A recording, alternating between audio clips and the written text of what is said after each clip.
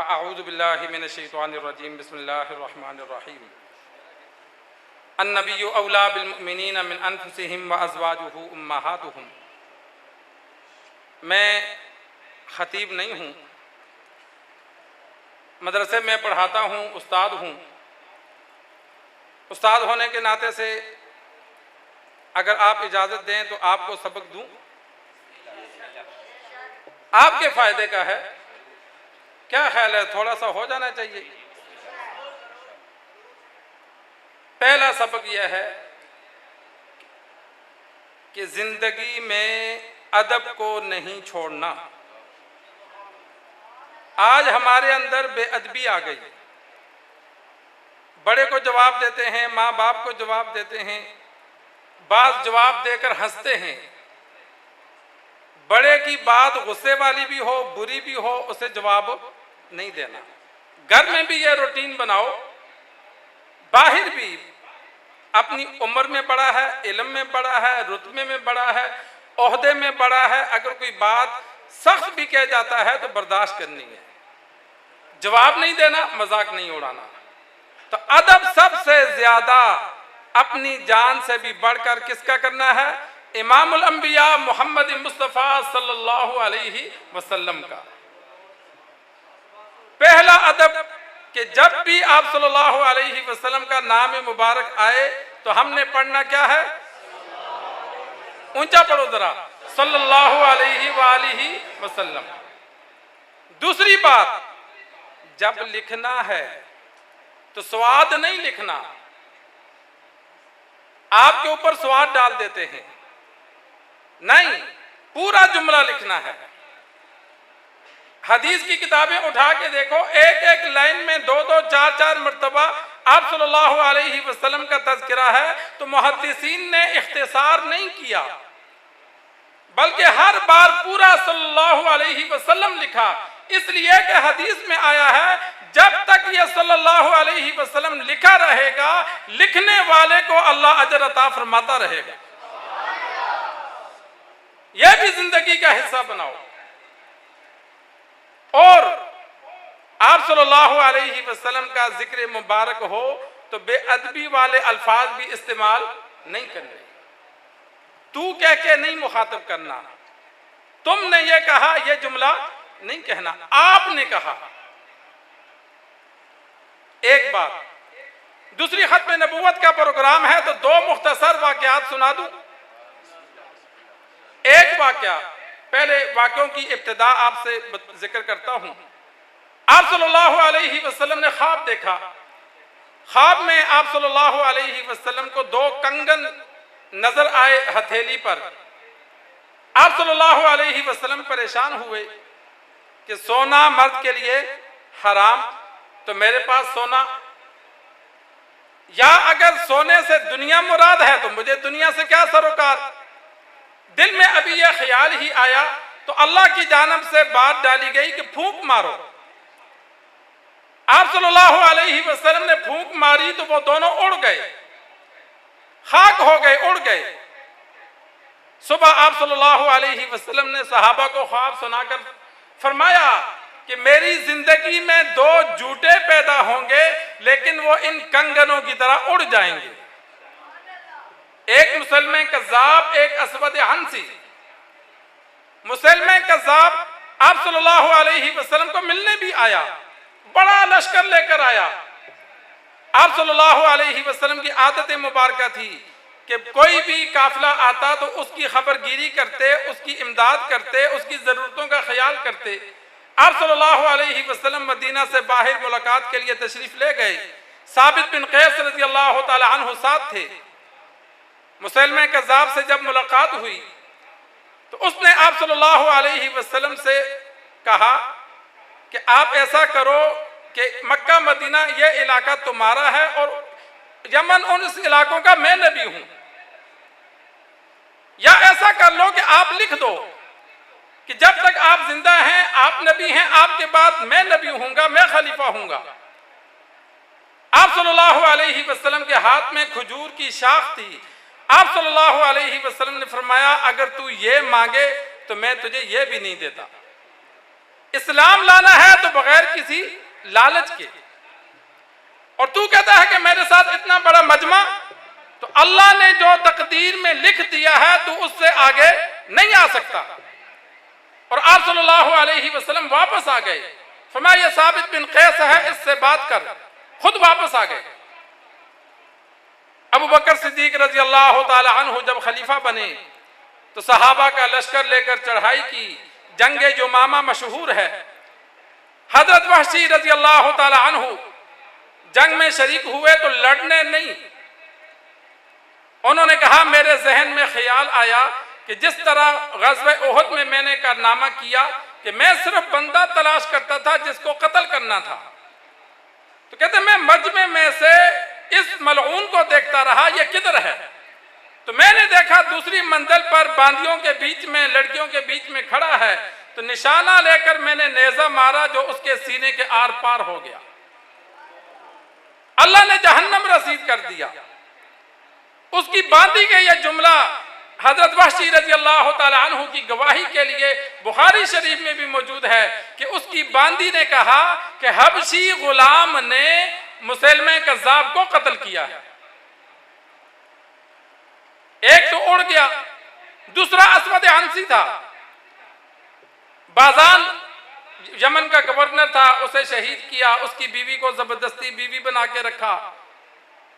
فیروز دہلوی رضی اللہ تعالی عنہ اس علاقے میں تھے، تو انہوں نے پھر کوشش کی کہ اس کو کیسے قتل کریں، پھر اس کی بیوی تک بات پہنچائی، اس سے خفیہ میٹنگ کی کہ تو ہمارا ساتھ دے، اس کا پیرا ہوتا تھا، تو اس نے کہا ہم پچھلی جانب سے دیوار توڑ کے رات کو آئیں گے، تو اس کو شراب زیادہ پلا دینا تاکہ اس کو پتہ نہ چلے، اور اگلی جانب سے پہرے دار آئیں تو ان کو بتا دینا کہ نبی پر وحی آ رہی ہے، تب شور ہو رہا ہے۔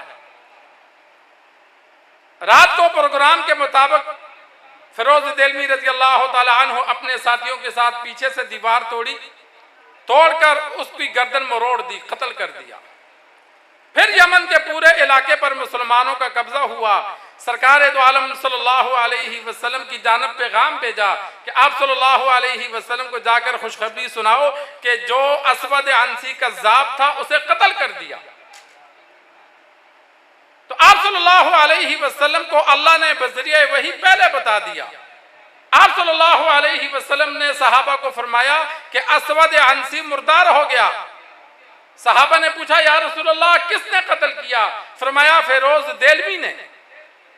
ابھی وہ قاصد مدینہ نہیں پہنچا تھا کہ آپ صلی اللہ علیہ وسلم دنیا سے تشریف لے گئے۔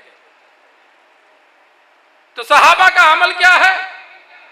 گستاخ نبی، نبوت کا جھوٹا دعویٰ کرنے والا، ان کو کیا کر دینا ہے؟ قتل کر دینا ہے۔ کیا کرنا ہے؟ کیونکہ نبی سے ہمیں اپنی جان سے بھی زیادہ پیار ہے۔ تو یہ صحابہ کا عمل ہے آپ صلی اللہ علیہ وسلم کی زندگی میں اور بعد میں۔ ایک تو یہ ختم نبوت کے حوالے سے واقعات تھے آپ حضرات کے سامنے رکھے، اور دوسرا آج کل معاشی طور پر پورے پاکستان میں ہم سب پریشان حال ہیں۔ پریشان ہیں یا نہیں ہیں؟ تو چند وظائف آپ حضرات کو بتلاتا ہوں، اگر عمل کریں گے تو انشاءاللہ فائدہ ہوگا۔ کریں گے نا انشاءاللہ؟ ایک عمل یہ ہے کہ نیک بن جائے۔ نیک بندہ کبھی پریشان نہیں ہوتا۔ اللہ نے فرمایا، میں نہیں کہتا، اللہ نے فرمایا وَمَن يَتَّقِ اللَّهَ يَجْعَلْ لَهُ مَخْرَجًا، جو اللہ سے ڈر کے زندگی گزارتا ہے اللہ مشکلات سے حل نکال دیتے ہیں۔ وَيَرْزُقْهُ مِنْ حَيْثُ لَا يَحْتَسِبُ، ایسی جگہ سے روزی دیتے ہیں جہاں سے اسے گمان بھی نہیں ہوتا۔ یہ لوگ کہتے ہیں جی اکثر نوجوان، جب ہم بھی نوجوان تھے، داڑھی رکھو گے تو رشتہ کون دے گا؟ اب دو دو رہ کے بیٹھے ہیں، مولویوں کی چار چار، میری اپنی دو ہیں الحمدللہ، کرائے پہ رہتا ہوں، جن کے اپنے گھر ہیں ان کی نہیں ہوتی۔ کس وجہ سے؟ اللہ مدد کرتا ہے، جب انسان نیک ہوتا ہے تو اللہ مدد کرتا ہے، شادی بھی ہوتی ہے، مال بھی ملتا ہے، عزت بھی ہوتی ہے۔ تو نیک بن جاؤ، اللہ رکاوٹیں دور کر دے گا۔ میرا ایک نمازی تھا، اس کا بچہ نشئی تھا، اللہ نے نیک بنا دیا، یکدم وہ نیک بن گیا، اور اتنا کٹر نیک بن گیا کہ اس نے کہا میں پردہ دار لڑکی سے شادی کروں گا۔ اب باپ کرنل ہے، کرنل لٹیر ہے، سارے ملنے والے کزن جیسے اکٹھے رہتے ہیں، اب اس کو رشتہ کہاں ملے؟ ایک دن مجھے کہتا یار پریشانی ہو گئی، میں نے کہا کیا؟ کہتے بچہ نیک بن گیا۔ چلو تھوڑا بہت نیک ہوتا تو تھا، اب وہ کہتا ہے کہ میں نے بیوی کو کزن سے بھی نہیں ملنے دینا، فل پردہ کروانا ہے، میرا بھائی بھی نہیں دیکھے گا۔ میں نے کہا جس کے لیے نیک بنا اللہ حل نکال دے گا۔ چند دن نہیں گزرے تھے، اللہ نے عالمہ لڑکی کا، باپردہ رشتی کا، اور جو ان سے کئی گنا مالدار، اس کا رشتہ دے دیا۔ تو نیک بنو گے تو اللہ مسائل کو حل فرماتا ہے۔ دوسرا وظیفہ اللہ نے خود قرآن مجید میں فرمایا، کثرت استغفار، استغفار کرنا، اور استغفار اللہ سے توبہ کرنا بھی ہے، اور چلتے پھرتے استغفار کا ذکر بھی ہے۔ استغفر اللہ ربی، استغفر اللہ الذی لا الہ الا هو الحی القیوم واتوب الیہ، استغفر اللہ ربی من کل ذنب واتوب الیہ۔ حسن بصری رحمہ اللہ ام المؤمنین ام سلمہ رضی اللہ تعالی عنہ کے باندی کے بچے ہیں، صحابہ کے گھر میں، ام المؤمنین کے گھر میں پرورش پائی، وقت کے بہت بڑے ولی بنے، کبار تابعین میں سے تھے۔ ان کے پاس مختلف طرح کے لوگ آتے تھے، وہ ہر ایک کو، کوئی کہتا شادی کرنی ہے، کوئی کہتا بارش نہیں ہو رہی، کوئی کہتا فصل نہیں ہے، کوئی کہتا یہ پریشانی، وہ سب کو ایک جواب دیتے کہ استغفار کرو۔ ایک مرید نے پوچھا کہ سب کو ایک جواب دیتے ہو؟ تو انہوں نے کہا میں نہیں دیتا۔ اللہ نے فرمایا سورۃ النوح 29واں پارہ، فَقُلْتُ اسْتَغْفِرُوا رَبَّكُمْ إِنَّهُ كَانَ غَفَّارًا، اللہ سے استغفار کرو، اللہ معاف کرنے والا ہے۔ یرسل السماء علیکم مدرارا، موسلادھار بارش بھی اللہ نازل کرے گا۔ وَيُمْدِدْكُمْ بِأَمْوَالٍ وَبَنِينَ، اللہ مال بھی دے گا، اولاد بھی دے گا۔ وَيَجْعَلْ لَكُمْ جَنَّاتٍ وَيَجْعَلْ لَكُمْ أَنْهَارًا، اللہ باغات اور نہریں بھی جاری کر دے گا۔ استغفار سے سارے فائدے۔ اور اسی طرح سرکار دو عالم صلی اللہ علیہ وسلم پہ درود پڑھنا۔ انسان ہمیں کوئی سلام کہے نا تو دل میں محبت تھوڑی سی اٹھتی ہے، بار بار سلام آئے زیادہ۔ جب درود پڑھیں گے آپ صلی اللہ علیہ وسلم پر درود پیش ہوتا ہے، جب بار بار پڑھیں گے بار بار پیش ہوگا، اور ہماری حالت آپ صلی اللہ علیہ وسلم کے سامنے آتی ہے، بندے کی حالت سامنے آتی ہے کہ یہ مولوی ہے، یہ ڈرائیور ہے، یہ نشئی ہے، پڑھنے والا کس حال میں ہے، کتنا نیک ہے، کتنا گناہگار ہے، آپ صلی اللہ علیہ وسلم کے سامنے ہوتا ہے۔ جب بار بار درود پڑھے گا آپ صلی اللہ علیہ وسلم کے ساتھ اس کا تعلق جڑے گا۔ ہمارا کوئی دوست برا ہو تو ہم اس کے لیے اچھا سوچتے ہیں یا نہیں سوچتے؟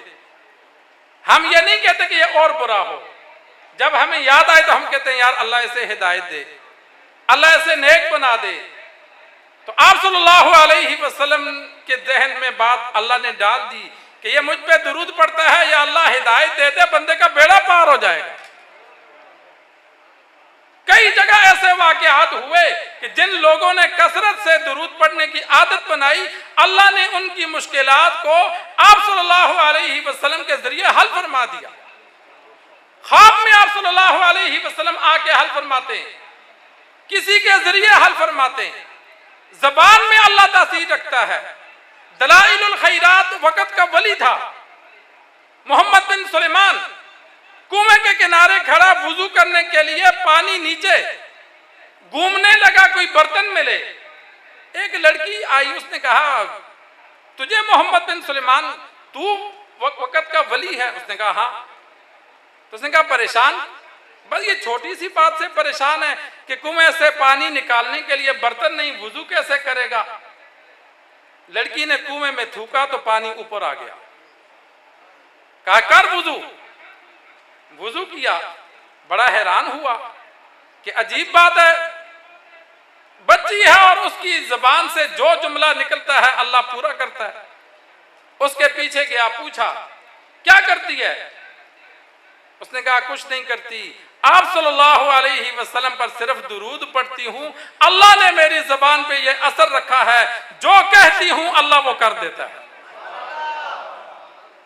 پھر انہوں نے کتاب لکھی ذہن میں بات آئی کہ وقت کا ولی ہوں لیکن درود پر تو کوئی کتاب نہیں لکھی، تو انہوں نے پھر کتاب لکھی دلائل الخیرات۔ علماء کرام پڑھتے ہیں، بطور وظیفہ کے بھی پڑھتے ہیں، آپ صلی اللہ علیہ وسلم پر درود کی کتاب ہے۔ اس کتاب کی وجہ یہ بنی لکھنے کی، قصیدہ بردہ بندے کو فالج ہو گیا، شاعر ہے، 14 سال چرپائی پہ رہا۔ کتنے سال؟ 14 سال۔ شریف الدین یا شرف الدین نام تھا۔ ایک دن ذہن میں خیال آیا کہ آپ صلی اللہ علیہ وسلم پر اشعار کیوں نہ کہوں، پوری دنیا کے لیے اشعار کہے، جس کو رب ہدایت دے، جس کا رب چرچا کرنا چاہے، اگر ویسے مر جاتا تو ہمیں تو نہ پتہ چلتا، لیکن بیمار تھا، چرپائی پہ تھا، 14 سال ہو گئے، تو ذہن میں بات آئی سرکار دو عالم صلی اللہ علیہ وسلم پر کوئی قصیدہ کیوں نہ لکھوں، عورتوں پہ لکھے، امیروں پہ لکھے، غریبوں پر لکھے، لیکن آپ صلی اللہ علیہ وسلم کی شان پہ نہیں لکھا، تو قصیدہ لکھا اور بڑے جوش جذبے سے پڑھا، مکمل ہوا، پڑھا، رات کو سویا، سرکار دو عالم صلی اللہ علیہ وسلم کا دیدار ہوا۔ آپ صلی اللہ علیہ وسلم نے فرمایا جو قصیدہ تیار کیا ذرا مجھے بھی تو سنا دے۔ قصیدہ سنایا، آپ صلی اللہ علیہ وسلم نے تحفے میں چادر دی، اس کے کندھے پہ چادر ڈالی، جاگ آئی تو کیا دیکھتا ہے، چادر کندھے پہ موجود ہے اور اللہ نے فالج سے شفا دے دی۔ قصیدہ بردہ وہ مشہور ہوا۔ تو آپ صلی اللہ علیہ وسلم زندگی میں بھی احسان کا بدلہ دیتے تھے، اور دنیا سے جانے کے بعد بھی آپ صلی اللہ علیہ وسلم امتی کے احسان کو اپنے پاس رکھتے نہیں۔ کثرت سے درود پڑھو گے، آپ صلی اللہ علیہ وسلم دنیا آخرت دونوں میں بدلہ عطا فرمائیں گے۔ تو رزق کی تنگی کے لیے مجرب عمل ہے کہ استغفار کیا جائے، کثرت سے درود پاک پڑھا جائے، اور اسی طرح صدقہ کرنے سے بھی اللہ رزق بڑھاتا ہے۔ قرآن مجید میں اللہ نے فرمایا کہ جو تم اللہ کی رضا کے لیے دو گے فَأُولَئِكَ هُمُ الْمُضْعِفُونَ، اللہ وہ مال تمہارا بڑھا دے گا۔ اللہ سے سچا کوئی زیادہ نہیں۔ صدقہ دینے کی عادت بناؤ، ضرورت مندوں کو تلاش کر کے دو، جتنا دے سکتے ہو ماہانہ روزانہ کی بنیاد پر، چند عرصہ نہیں گزرے گا کہ اللہ مالدار بنا دے گا۔ اور آخری عمل، ایک صحابی مسجد نبی میں تشریف فرما تھے، صبح کا وقت ہوگا یا ظہر کے بعد عصر سے پہلے کا وقت ہوگا، حدیث میں وقت کا ذکر نہیں، سنن ابی داود میں حدیث موجود ہے۔ ابو امامہ رضی اللہ تعالی عنہ، آپ صلی اللہ علیہ وسلم نے فرمایا تجھے خیر ہے، نماز کا وقت نہیں ہے اور تو مسجد میں بیٹھا ہے۔ اس نے کہا یا رسول اللہ غموں اور قرضوں نے مجھے گھیر رکھا ہے، غم بھی زیادہ ہیں، قرض بھی زیادہ ہیں، پریشان تھا تو مسجد میں آ کر بیٹھ گیا۔ آپ صلی اللہ علیہ وسلم نے فرمایا میں چند کلمات نہ بتلاؤں، تو صبح و شام کثرت سے پڑھے تو اللہ تیرے غموں کو قرضوں کو دور فرما دے گا۔ اس نے کہا یا رسول اللہ کیوں نہیں؟ فرمایا اللہم انی اعوذ بک من الہم والحزن واعوذ بک من العجز والکسل واعوذ بک من الجبن والبخل واعوذ بک من غلبۃ الدین وقہر الرجال۔ 8 بیماریوں سے شفا ہے، 8 پریشانیوں سے نجات۔ تفصیل کی طرف نہیں جاتا، یہ دعا سکھلائی۔ صحابی کہتے ہیں میں صبح و شام کثرت سے پڑھتا تھا، چند دن نہیں گزرے اللہ نے غموں سے قرضوں سے نجات دے دی۔ گوگل پر لکھو گے تو یہ دعا آ جائے گی، امام صاحب موجود ہیں، کتابوں میں بھی دعا موجود ہے۔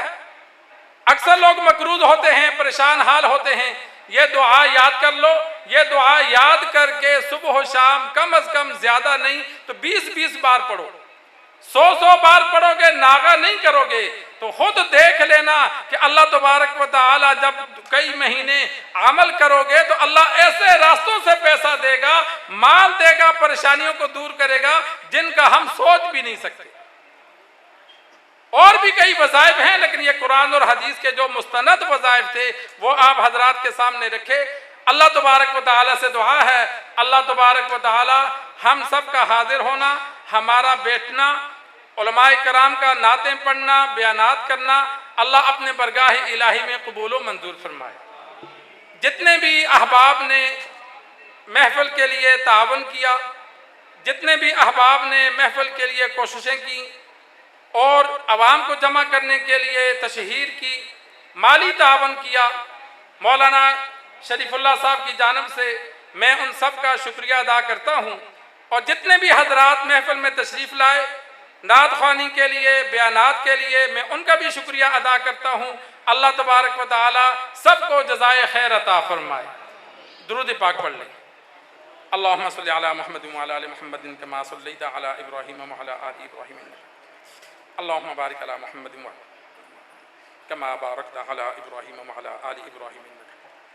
الحمدللہ رب العالمین والعاقبۃ للمتقین والصلاۃ والسلام علی خیر خلقہ محمد وعلی آلہ واصحابہ اجمعین۔ یا اللہ، تہجد کا وقت ہے، یا اللہ اپنے فضل و کرم سے، محض اپنی رحمت سے آج پوری رات سرکار دو عالم صلی اللہ علیہ وسلم کی ذات مبارک کی تعریف کے لیے، ختم نبوت کے لیے، دینی مسائل کے لیے یا اللہ یہ محفل منعقد کی اور ہم بیٹھے۔ یا اللہ جتنے بھی احباب نے محفل میں حاضری دی، یا اللہ سب کی حاضری کو اپنے برگاہ الہی میں قبول و منظور فرما۔ یا اللہ سب کو اپنی جناب سے بڑھا چڑھا کر اجر عظیم عطا فرما۔ یا اللہ اپنے فضل و کرم سے، محض اپنی رحمت سے جو کچھ کہا سنا، یا اللہ ہم سب کو سمجھ کر عمل کرنے کی توفیق عطا فرما۔ یا اللہ جتنے بھی احباب نے مالی تعاون کیا، جتنے بھی احباب نے محفل کے لیے کسی بھی طرح سے کوشش کی، یا اللہ سب کو جزائے خیر عطا فرما۔ یا اللہ جتنے بھی اس مسجد کے معاونین ہیں، مولانا صاحب کے معاونین ہیں، ہم سب کے معاونین ہیں، یا اللہ سب کو دنیا اور آخرت کی بلائیاں نصیب فرما۔ یا اللہ حاضرین محفل میں جن جن کے والدین اور دیگر عزیز و اقارب دنیا سے تشریف لے گئے، یا اللہ اس بابرکت محفل کے صدقہ سے دعا گو ہوں، یا اللہ سب کی مغفرت فرما۔ یا اللہ سب کو جنت الفردوس عطا فرما۔ یا اللہ جتنے مومن مسلمان ایمان کی حالت میں دنیا سے گئے، یا اللہ سب کی مغفرت فرما۔ یا اللہ اپنے فضل و کرم سے، محض اپنی رحمت سے ہمیں بھی اور حاضرین محفل کو، ان کے عزیز و اقارب کو روحانی اور جسمانی بیماریوں سے شفاء کاملہ عاجلہ نصیب فرما۔ یا اللہ ہمیں بھی تمام بیماروں کو شفاء کاملہ عاجلہ نصیب فرما۔ یا اللہ اپنے فضل و کرم سے، محض اپنی رحمت سے ہم سب کی تمام جائز حاجات کو، جائز مرادوں کو پورا فرما۔ حاضرین محفل میں جو جو جس پریشانی میں مبتلا ہیں، یا اللہ سب کی پریشانیوں کو دور فرما۔ یا اللہ امت مسلمہ کے حال پہ رحم فرما۔ یا اللہ پوری دنیا میں جہاں کہیں مسلمان مظلوم ہیں، مظلوم مسلمانوں کی مدد فرما۔ یا اللہ خصوصاً اہل فلسطین کی مدد فرما۔ یا اللہ ظالموں کے ظلم سے نجات عطا فرما۔ یا اللہ مسلم حکمرانوں کو ایمانی غیرت نصیب فرما۔ یا اللہ مسلم حکمرانوں کو ایمانی غیرت نصیب فرما۔ یا اللہ جو کچھ آپ صلی اللہ علیہ وسلم نے امت کے لیے آپ سے خیر مانگی ہے، یا اللہ ہم سب کو وہ خیر عطا فرما۔ یا اللہ جن جن چیزوں سے آپ صلی اللہ علیہ وسلم نے امت کے لیے پناہ مانگی ہے، یا اللہ ہم سب کو ان سے پناہ عطا فرما۔ یا اللہ جب دنیا سے جائیں تو ہم سب کا خاتمہ کامل ایمان پر فرما۔ یا اللہ ایمان والی موت نصیب فرما۔ یا اللہ بری موت سے پناہ عطا فرما۔ یا اللہ قبر کے عذاب سے، میدان حشر کے عذاب سے، جہنم کے عذاب سے پناہ عطا فرما۔ یا اللہ جہنم سے پناہ عطا فرما۔ یا اللہ جنت الفردوس عطا فرما۔ یا اللہ جنت میں آپ صلی اللہ علیہ وسلم کا پڑوس عطا فرما۔ یا اللہ آپ صلی اللہ علیہ وسلم کی شفاعت نصیب فرما۔ یا اللہ دنیا میں ہم سب کو بار بار حرمین شریفین کی زیارت نصیب فرما۔ یا اللہ ہم سب کی تمام دعاؤں کو قبول فرما۔ وصلی اللہ تعالی علی خیر خلقہ محمد وعلی آلہ واصحابہ اجمعین، آمین۔